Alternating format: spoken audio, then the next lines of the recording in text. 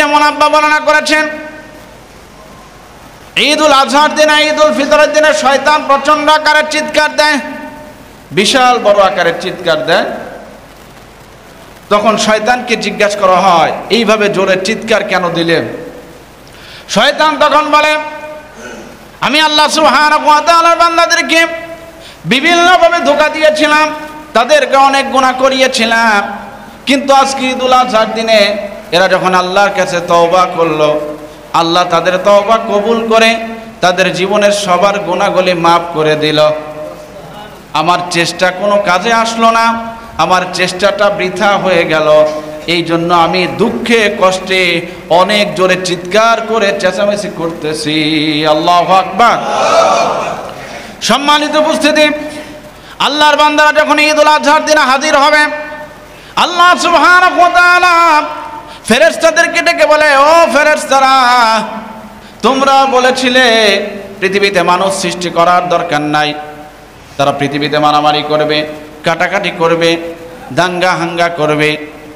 ও ফেরেশতারা, তোমরা বলো তাহলে আমার যেই বান্দারা আমি আল্লাহর ইবাদত করে আমার হুকুম মেনে চলে, দুনিয়াতে হারামের পথে যায় না, হালালের উপরে চলে, যেই বান্দা আমি আল্লাহর সন্তুষ্টির জন্য কোরবানি করেছে, কোনো বাহানা তালাশ করে কোরবানি ছেড়ে দেয়নি, ছেড়ে দেওয়া যাবে?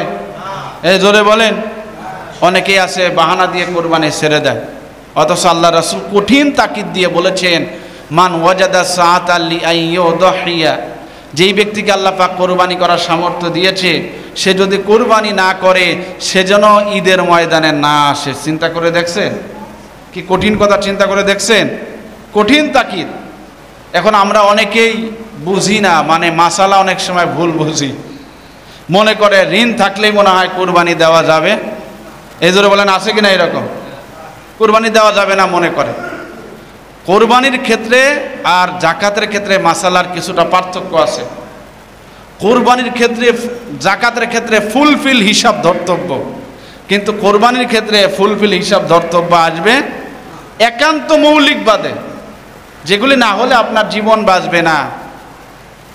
এইটা বাদে আপনার খানা দানা রিজিকের ব্যবস্থা যদি হয়ে যায়, তাহলে আপনাকে সদকাতুল ফিতর কি বেশিরভাগ লোক দেয় না? এই জোরে বলেন, বেশিরভাগ লোক সদকাতুল ফিতর দেয় কিনা? তাহলে বেশিরভাগ লোকের উপরে যদি সদকাতুল ফিতর ওয়াজিব হয়, যাদের উপরে সদকাতুল ফিতর ওয়াজিব তাদের উপরে কোরবানিও কি? জোরে বলেন, কোরবানিও। এখন আপনি কি ঋণ থাকার কারণে সদকাতুল ফিতর দেন না? এখানে বুঝতে হবে ঋণ হলো দুই প্রকার। কয় প্রকার?